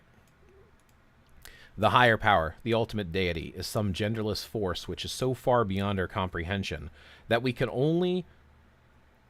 have only the vaguest understanding of its being. Yet we know that there is, and frequently we wish to communicate with it. As individuals, we wish to thank it for what we have and to ask it for what we need. How do we do this with such an incomprehensible power? And then there's other parts here where it talks about, so like in lesson 1, he talks about the horned god of hunting and the goddess of fertility, just as an example, right? So that's just like a rough example. So that one part there that I saw in the beginning of this book, like 2 or 3 days ago, I was like, that's resonates with me a lot. But then I also found out there's naked, blindfolded initiation stuff that just doesn't feel right to me. And I'm not criticizing someone who wants to do that. If you want to practice skyclad, go for it. If that's what you're comfortable with, go for it. Leave kids out of it. That's where I draw the line. Leave kids alone. But if you're an adult, you're a consenting adult, and that's what you want to do, go for it. More power to you. Apparently, the Freemasons, have an initiation ritual, they list it online, and apparently they do something similar. Because you have to be a man to be in the Freemasons, or at least in the male lodges. You're supposed to pull up a pants leg, put a cord around your neck, blindfold yourself, and open your chest and reveal like your left breast to show that you're a man, don't have an actual female breast. And you enter the room blindfolded and answer some questions and stuff as part of their initiation. So there's initiations that seem archaic and unusual. So it makes sense they would have stuff like that. But for me, that's not something I would feel comfortable participating in. Obod has an initiation ceremony that you're entering a circle in a robe, and you do enter blindfolded. And you're supposed to, I think, kneel down and bow your head to the earth or something. And there's a question and answer thing between you and the druid. And if you're doing a self-initiation, you imagine a druid asking you these questions and respond out loud, as if there's a spiritual druid in front of you to kind of symbolize someone physically being there. And it's about reawakening and being reborn and imagining yourself coming out of a cave in the earth as if you're being reborn as a druid. It's a very neat ceremony. That one resonates with me a little bit more, but I've never done it. So with stuff like this, I get on the fence, but my main point of bringing this up is there is still wisdom there, and there's still things that I can agree with. And I think that's the thing that I always remember when I'm looking around. Everybody has a bit of wisdom, and no matter what path or spirituality, there's some wisdom to be gleaned.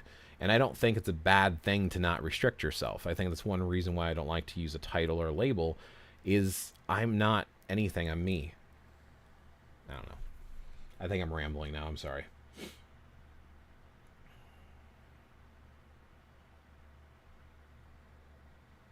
Hopefully that was mildly helpful.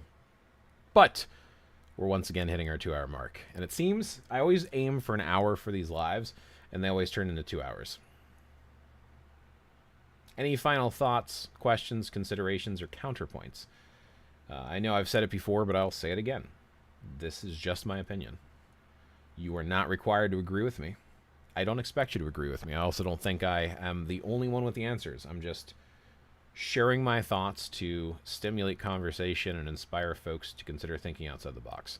If it's useful, great, and if it's not, well, I at least appreciate you hanging out with me anyway.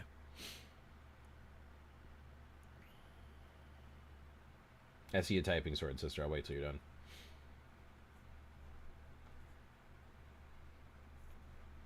Thanks for the stream, Blaze. Yeah, no problem. Anytime. Anytime.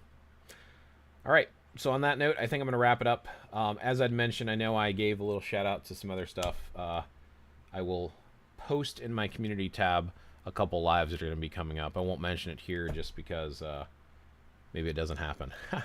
But I will mention a few lives. Definitely check out some of the resources and links that I shared. Always feel free to ask and question anything that you hear me say, and I will either share with you where I got that from, or I will let you know it is UPG. It is my opinion. With that being said, y'all take care. Have a great afternoon and weekend, and I will probably catch you in a week. I'm trying to interact more, and I'm finding the lives are easier for me to handle than trying to edit a video down and upload it. So we'll play up air. So anyway, may your path be a fruitful one. Catch you next time.